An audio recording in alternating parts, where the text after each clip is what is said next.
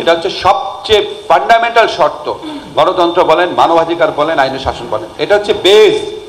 শুধু নির্বাচন দিয়ে কি হবে এই সমস্ত কথা আর বলেন না। শুধু নির্বাচন দিয়ে কি হবে না হবে এটা যারা বলেন, 1991 থেকে 2011-12 পর্যন্ত বাংলাদেশ কিভাবে চলেছে, আর 2014 থেকে 2024 পর্যন্ত কিভাবে চলেছে, এটা একটু নির্মোহভাবে কম্পেয়ার করে দেখবেন। এখন আমি বলি যে বিচার বিভাগের সংস্কারের দাবি যেটা, এগুলি তো পুরনো, মানে নতুন কোনো বিষয় না।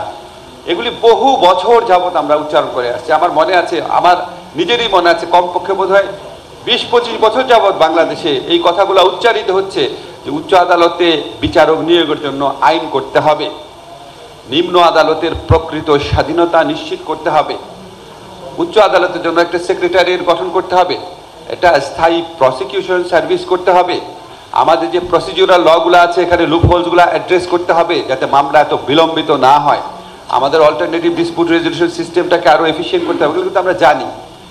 এখন তারপরও যখন আমরা একটা সংস্কারে যাই, আমরা সংস্কার কমিশন হয়েছে, আপনারা দেখেছেন বিচার বিভাগ সংস্কার কমিশন হয়েছে, আমরা একটা ব্রড বেসড কনসালটেশন করবো এই শনিবারে ইনশাআল্লাহ, যত দ্রুত সম্ভব এই আইনটা করব। আমরা যদি এই আইনটা করে 30-40টা ভালো বিচারপতি নিয়োগ দিয়ে যাই উচ্চ আদালতে, অন্তত মানুষ তো 20-25 বছর 30-40 জন ভালো বিচারপতির সেবাটা পাবে, অন্তত এইটুক তো হবে।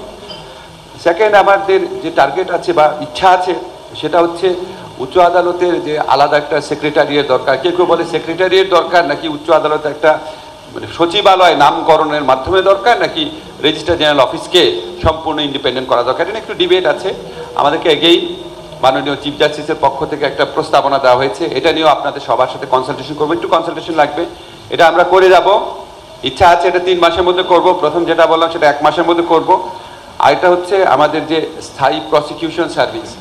একটু আগে আমাকে সরওয়ার বলছিল, বাংলাদেশে এমন একটা সিস্টেম, আপনি দলবাজ না হলে অ্যাটর্নি জেনারেল অফিস হোক আর পাবলিক প্রসিকিউশন সার্ভিসে হোক, সেখানে আইনজীবী হিসেবে নিয়োগ পাওয়ার সুযোগ খুবই কম। তো আমরা এটা চাই, এটা সলিউশনটা হচ্ছে স্থায়ী প্রসিকিউশন সার্ভিস। এটা নিয়েও আমাদের এই দেশে বহু বছরের ঐক্যমত আছে। এটা করার চেষ্টাও করা হয়েছিল 111 আমলে, পরে এসে আওয়ামী লীগ গভর্নমেন্ট এই প্রচেষ্টাটা বাদ দিয়ে দিয়েছে। এটা করব, এটা হয়তো 6 মাস লাগবে। সংস্কার যতই মানে বহুল চর্চিত এবং অনেকাংশে অ্যালার্জিক একটা শব্দ হয়ে যায়, সংস্কার ছাড়া তো আমাদের গতি নাই, ঠিক আছে? সংস্কার নিয়ে জিল্লু যেটা বলেছে, বহু কাজ হয়েছে, একমাত্র জাতীয় সংস্কার পার্টি গঠন ছাড়া বাকি সংস্কার ক্ষেত্রে সমস্ত কাজই হয়ে গেছে।